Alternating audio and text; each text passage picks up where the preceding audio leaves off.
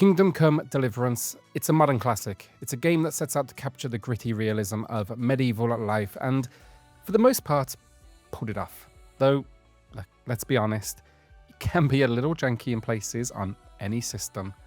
But look, when it dropped on the Nintendo Switch, I was psyched and mostly impressed. But with the Switch 2 in hand, I had to know, can this new hardware finally give Kingdom Come the handheld experience it deserves? Well, if you're a fan of this game, you're going to want to stick around for this one.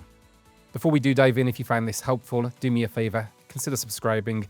I'm a smaller channel and I've been doing this now for nearly 7 years, so hundreds of Switch 1 reviews, deals, news videos, all that good stuff. And now there's going to be a steady stream of Switch 2 coverage. So yeah, basically, look, if you're into it and you want more of this kind of video, hit that subscribe button and support a smaller channel because it really does make a massive difference. So in this one, we're going to be talking about the visuals, frame rate, load times, improvements, even a few weaknesses, if it can be seen that way. And then for the footage itself, plenty of gameplay comparison to soak it all in. And this video itself then as well, I will say, is in 4K, so crank that setting up and get the full experience for yourself.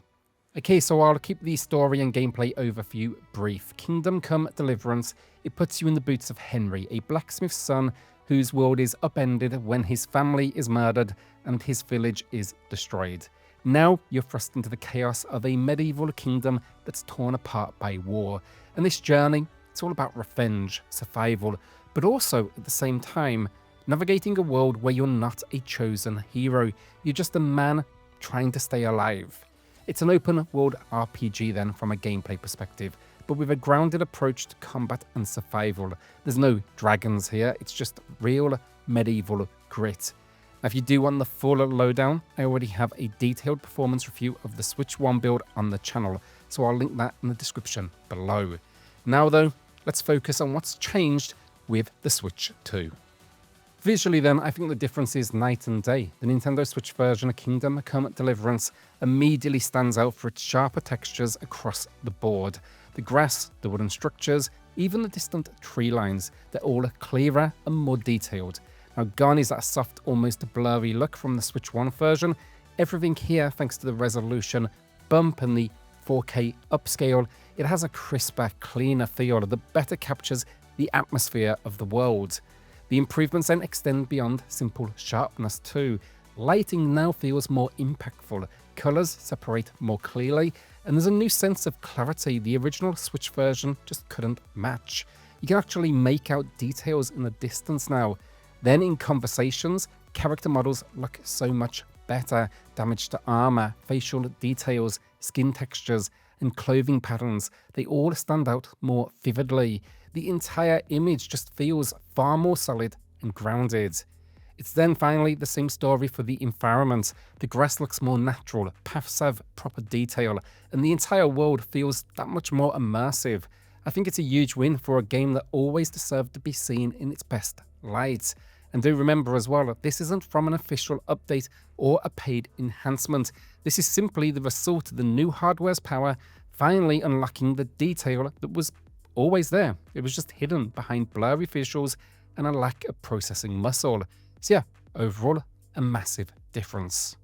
It's not all perfect, however, and I do want to be transparent about that. First of all, the cutscenes, really very little difference there. Maybe a slight clarity improvement thanks to the upscale, but that's about it. But also, I think the big thing is, this newfound visual fidelity means you'll notice more of the issues that were present in the original game. But you know, basically they were there, but they were previously masked under the blurry output. Now these are limitations that only a true upgrade could solve. You will spot the popping from a mile away, especially on horseback as foliage around you just flickers into view. Another quirk as well, the frame rates of characters and objects in the distance, they drop significantly. They're doing that on purpose to keep performance up, and that's very much obvious now. There's even a couple of minor visual anomalies worth mentioning. For instance, in some scenes like this one with the horses, I noticed a faint white glow or outline around characters and objects. Now, are these major issues? Absolutely not. They're more like visual quirks, small reminders that this is still a port of a huge, demanding game. But it's worth knowing if you're going back to this world, or jumping in for the first time. Alright, now let's get back to the positives, and one of the biggest load times, they're dramatically shorter. Right now in the background you're seeing the opening of a game as it first boots up. On the Switch 2 build, it's done and ready before you've even left the Saber logo screen. Meanwhile, on the Switch 1, you're stuck waiting a good 45 seconds longer as it loads through the opening cutscene that sets the scene. It's not just here either, it's the same story throughout. In fact, I never really had a problem with load times on Switch 1, but the Switch 2 takes it to another level. In-world transitions, jumping between save files, it's all much quicker and smoother.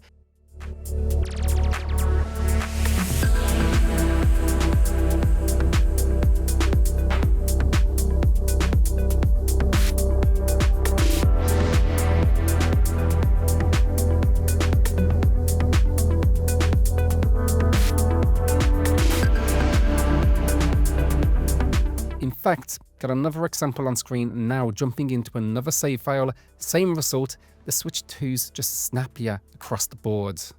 Finally then, let's talk about the all-important frame rate, and again I do want to reiterate, I was mostly impressed with the Switch 1 port. It was one of those impossible ports and I was thankful to have it, but now, just even better. I've got Switch 1 footage and Switch 2 footage here, both captured at the same time, from the same build of the game, and I'll let this run for you all, but we're going to compare 3 scenes. Entering the opening small town, a horse chase, and a night scene that's pretty heavy on the lighting and weather effects.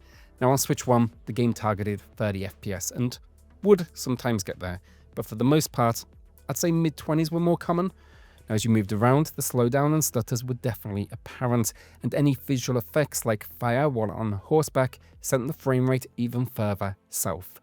The night scene in particular was clearly extremely demanding. But I'm happy to report that, for the most part, the Switch 2 version is now running at a locked 30 FPS, and it feels incredible in comparison, so much more responsive. Now, I will say, I did notice the occasional stutter for a split second, but honestly, 99% of my hands-on time with Kingdom Come on the Switch 2 has been an absolute pleasure. In fact, it's making me want to dive right back into the game. Now look, Warhorse Studios, if you could bring the sequel to the Switch 2, you'd be absolute legends, or even maybe just give this one a true update, really bump those visuals. I think fans would love to see it. So yeah, anyway, look, that's Kingdom Come Deliverance, a fantastic game with a solid build on the Switch 1 that's just basically got even better, and by a noticeable margin. I've got plenty more of these videos planned, reflections on older titles, how do they perform now with the new hardware. So if you do have any requests, let me know in the comments. And alright, subscribe if this helped you out, and I'll see you in the next one. Cheers all.